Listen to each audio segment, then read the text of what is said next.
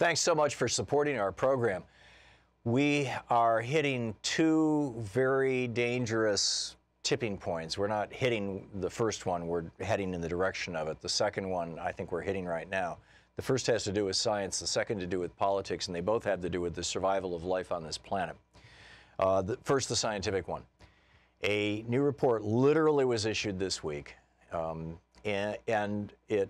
what it lays out is it answers, finally, they've finally done some very, very sophisticated climate modeling and have answered the question that has been kind of inexplicable in the past, where they have associated the 5 great mass extinctions in the past, and some of the minor ones like the PETM, where only half of all life dies off, and, only everything larger than maybe a dog dies rather than just everything larger than a rat.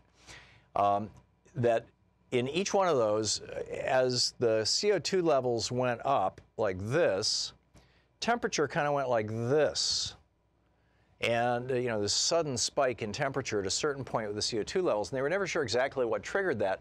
The prevailing assumption was that that was the point at which methane started melting under the oceans. And that may well be a major part of the mechanism that's happening here, but they found a completely different one that nobody had, even seriously considered up to this point because it didn't have the science to do it. Now they do.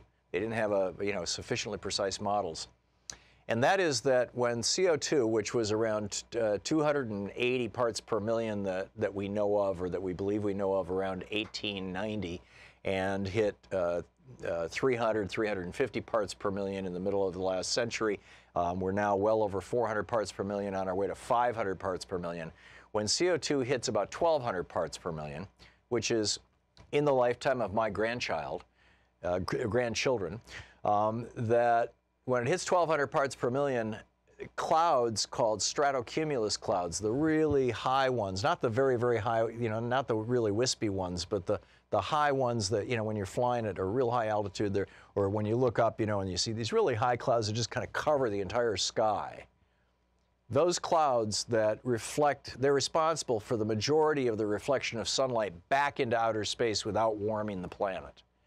That those clouds are not capable of holding together any longer at 1,200 parts per million of CO2 in the atmosphere.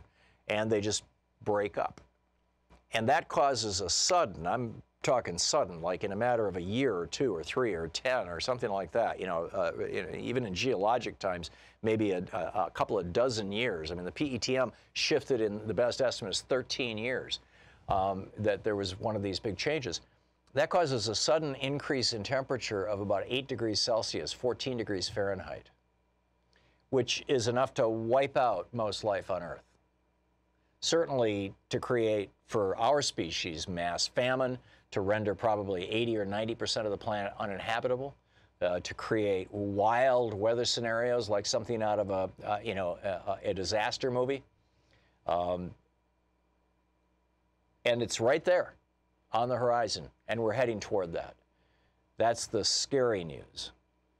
Is a calamity far beyond any possible mitigation. I mean, even if we were to start drawing down carbon at that point, because now there's so much sunlight flooding onto the planet, it would take, hundreds of thousands of years to recover from that happening.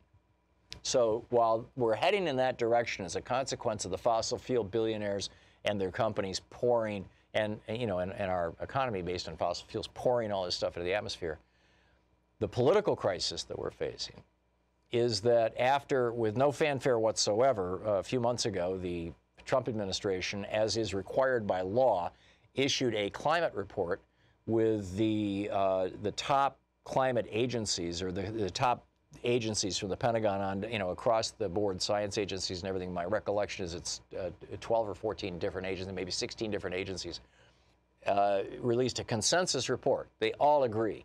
There's no disagreement that climate change is happening, that the world has warmed at least a degree Celsius, about 1.5 degrees Fahrenheit, that the oceans are up 6 or 8 inches around the coastal parts of the United States, that this is presenting a threat to our cities and to our marine bases. This is a big deal for the Navy in particular.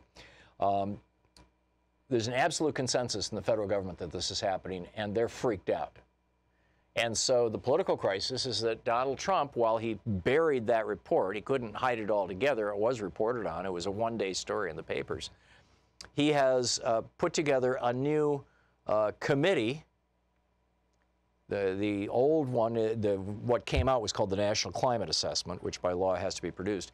He's put together a new committee that is going to rebut the National Climate Report, or the National Climate Assessment. And this committee is headed by a guy named William Happer, who is not a climatologist and knows formally nothing about global warming and planetary systems. The guy's a physicist. He is a senior director in the National Security Council, and he's going to be in charge of it. And when they announced it, that they were rolling this thing out, some of the Democrats were like, okay, cool, we'd love to see the kind of work you guys do. Because they've got like 4 or 5 climate deniers and 1 real scientist on this committee, right?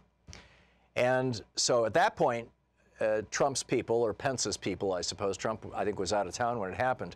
So, Pence's people, Pence is an old climate denier too, he takes huge quantities of money from the Koch network, said, oh, well, we're not going to do this as a formal committee because formal committees are subject to public meetings, public records, the federal transparency rules. We're going to do this as an ad hoc working group. So they'll simply get together, they'll meet, there'll be no record of the meeting, and when they're all done, they'll write a report, and there'll be no way to dig into the report or what the substance of the report was. They'll simply say what they have to say. Oh, there's nothing not to worry about it. The Koch brothers need to continue making billions, or whatever they say. William Happer, by the way, is the guy who said that people who are complaining about carbon pollution are the same as it's similar in some way to the denial of the Holocaust, or the relationship between the Jews and the Holocaust. I mean, it's just a bizarre parallel between climate, people worried about climate, and people concerned about the Holocaust. I mean, it's just totally bizarre. So that's what's going on. I thought you'd want to know, and you might want to tell a few other people. Thanks again for supporting our program.